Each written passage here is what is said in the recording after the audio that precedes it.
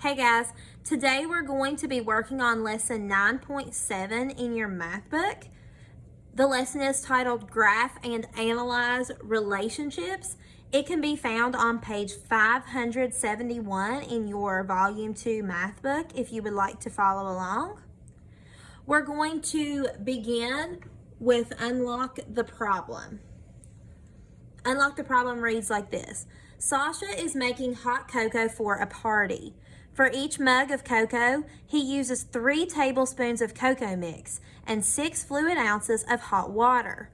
If Sasha uses an entire 18 tablespoon container of cocoa mix, how many fluid ounces of water will he use?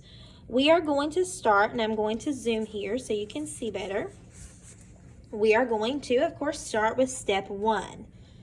Step 1 says, use the 2 given rules in the problem to generate the first 4 terms for the number of tablespoons of cocoa mix and the number of fluid ounces of water.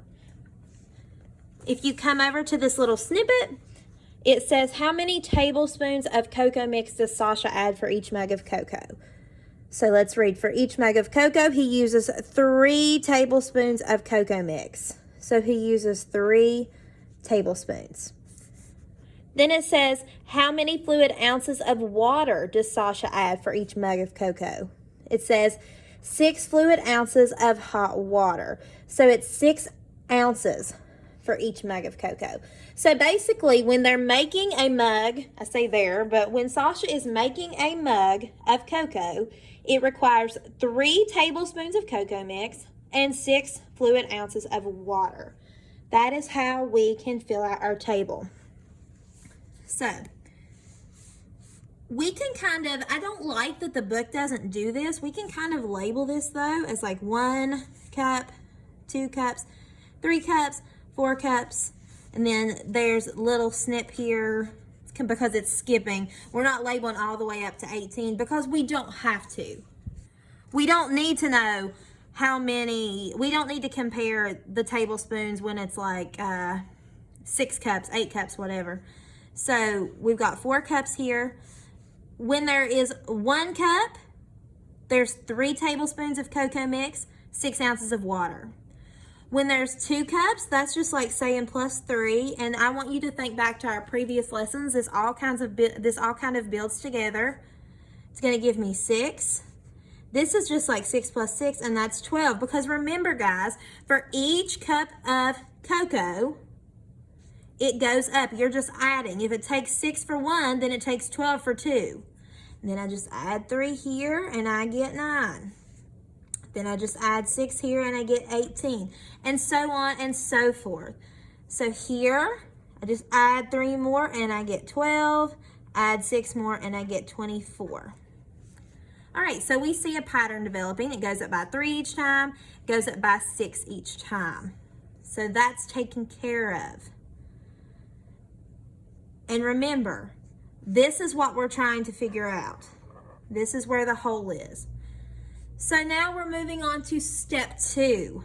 For step 2, write the number pairs as ordered pairs, relating the number of tablespoons of cocoa mix to the number of fluid ounces of water. This has already been done for you, 3 and 6. We put the cocoa mix on the x-axis, and we put the water on the y-axis. So that means 6 goes first, and then 12. Then we have 9 and 18. Then we have 12 and 24. So remember, x-axis goes first. Okay, x-axis first, then y. Now our step 3 is to graph and label the ordered pairs. Then write a rule to describe how the number pairs are related. So let's go ahead. We're going to graph these. You're going to use your knowledge of ordered pairs as well as your knowledge of coordinate grids and the line graphing that we went over. All right, so I know you guys are ready to rock. I love that this is already done for you.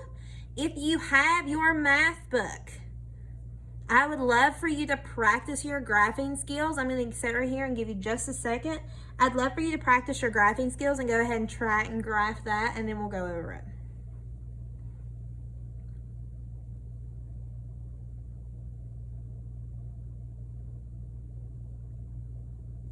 If you're wondering why I'm not talking, graph this on your math book.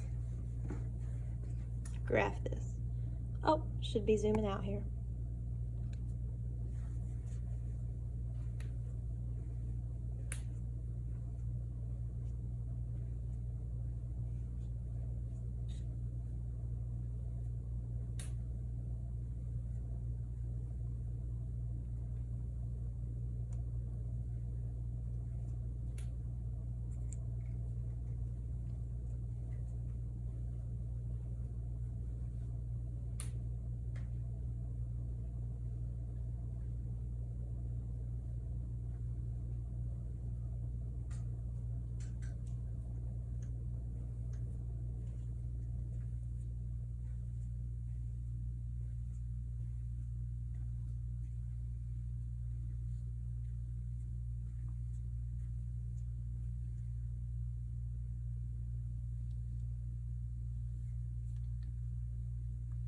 Couple more seconds.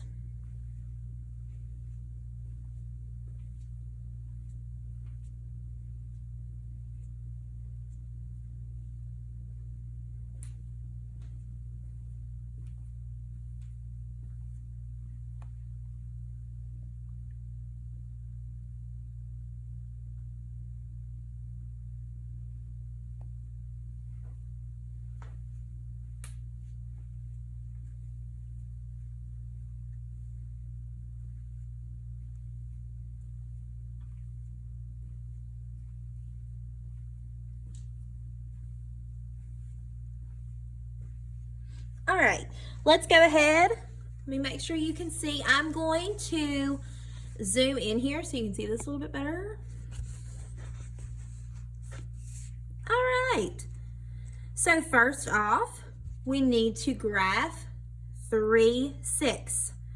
Remember, the x-axis goes first, and my interval and my scale makes this very easy to do because I'm just going to come right to the 3.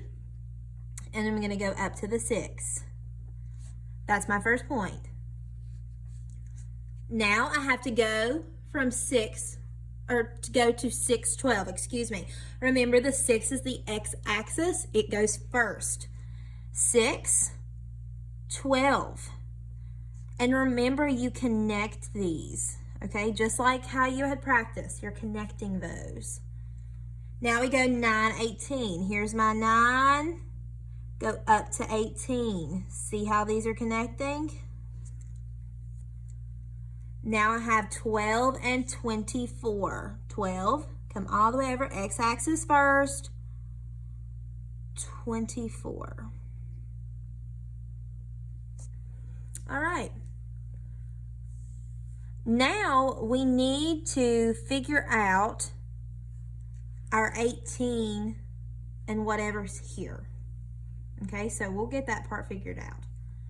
Graph and label the order of pairs, then write a rule to describe how the number pairs are related. What rule can you write that relates the amount of cocoa mix to water?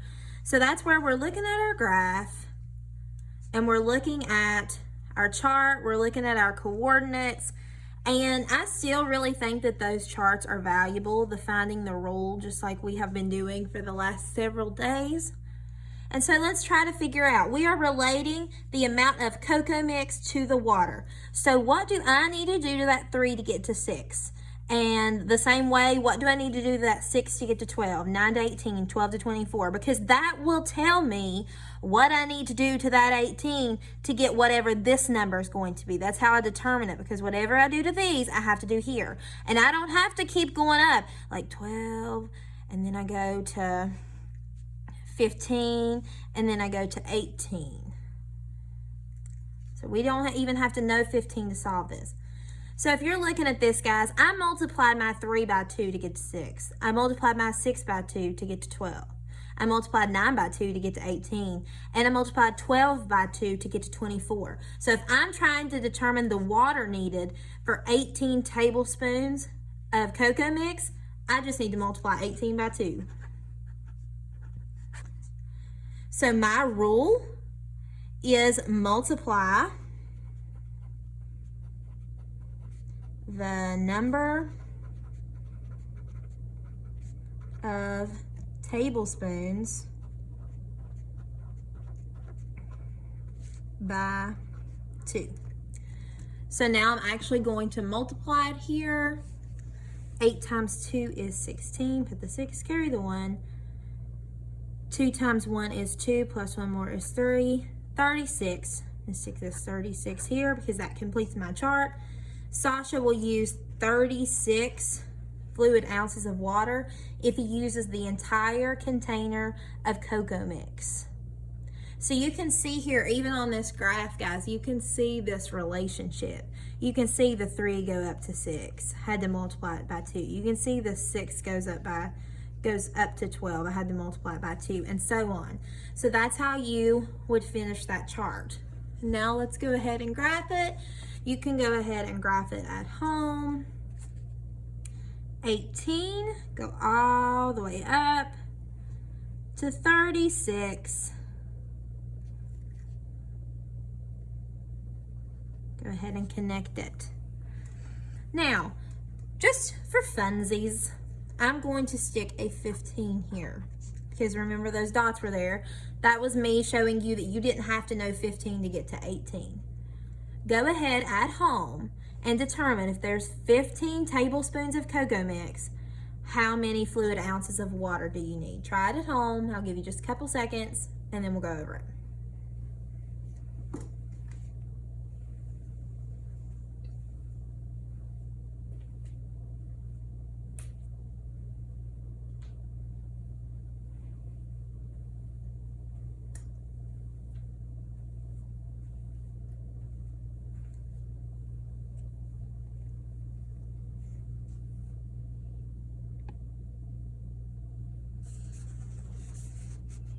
All right, I know you got this one at home.